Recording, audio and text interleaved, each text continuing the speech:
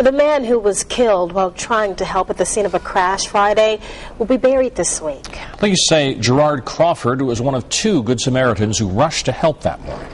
Today, Fox News reporter Renee Dials talked to the second Good Samaritan, and she says Crawford saved his life.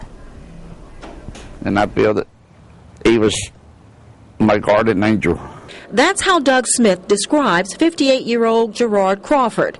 Smith says the first time he ever saw Crawford was Friday.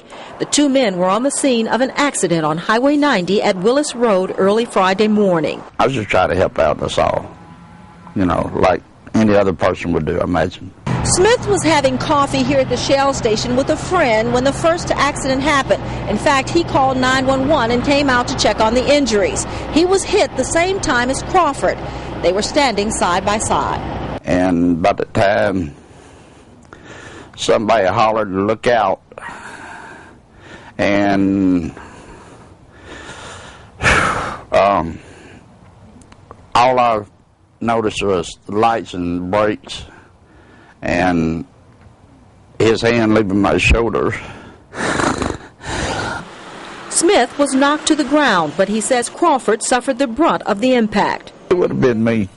I felt the tire run over my right foot, and because when I hit the ground, I couldn't feel nothing waist down for about the first 30 minutes. At first, I thought I might have been paralyzed. I didn't know. Reverend Charles York is pastor of High Point Baptist Church, where Crawford will be buried this week. Reverend York says Crawford was a longtime deacon at the church. He says Crawford died the way he lived, helping others.